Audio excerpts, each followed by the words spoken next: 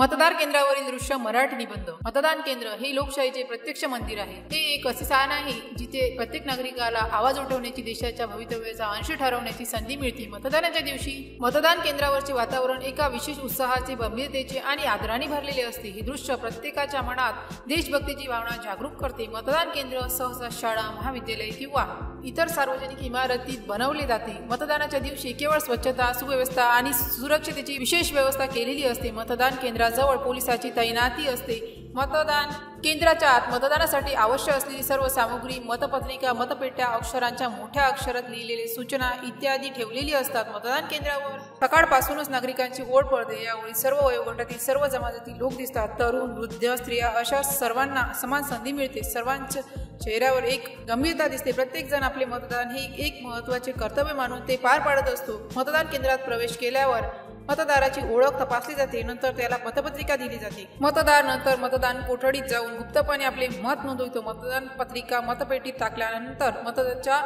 बुटावर अमित शाई लावली जाते। ही शाई त्याच्या कर्तव्यदक्षतेचे प्रतीक बनते। मतदान केंद्रावर विविध राजकीय पक्षाचे कार्यकर्ते ही उपस्थित असतात। ते आपापल्या पक्षाचे चिन्ह वापरून मतदारांना ओळखू शकतात, पण मतदान प्रक्रियेत कोणत्याही प्रकारचा हस्तक्षेप करू शकत नाही। मतदान केंद्रावर निष्पक्षपातीपणे काम चालवावे यासाठी मतदान अधिकाऱ्यांची देखरेख असते। मतदान केंद्रावरील हे दृश्य पाहून प्रत्येकाच्या मनात लोकशाहीबद्दल आदर निर्माण होतो। इथे प्रत्येक मतदाराला सन्मान, महत्त्व असते। श्रीमंत, गरीब, स्त्री, पुरुष, शिकलेले, अशिक्षित अशा सर्वसामान्यांना संधी मिळते। हे दृश्य लोकशाहीच्या सामर्थ्याचे प्रतीक आहे। मतदान केंद्रावरील दृश्य हे केवळ राजकीय प्रक्रिया नसून ते एक सामाजिक उत्सव आहे। इथे देशाची एकता आणि अखंडता दिसून येते। प्रत्येक नागरिकाने आपले मताधिकार वापरून देशाच्या भवितव्यात भाग घ्यावा अशी प्रेरणा मतदान केंद्रावरील वातावरण देते। मतदान केंद्रावरील हे दृश्य लोकशाहीचे खरे सौंदर्य प्रकट करते। जर या पोस्टशी संबंधित काही गोंधळ असेल किंवा आपल्याला कोणत्याही विषयाची माहिती हवी असेल तर कृपया खालील दिलेल्या कमेंट बॉक्सद्वारे आपले प्रश्न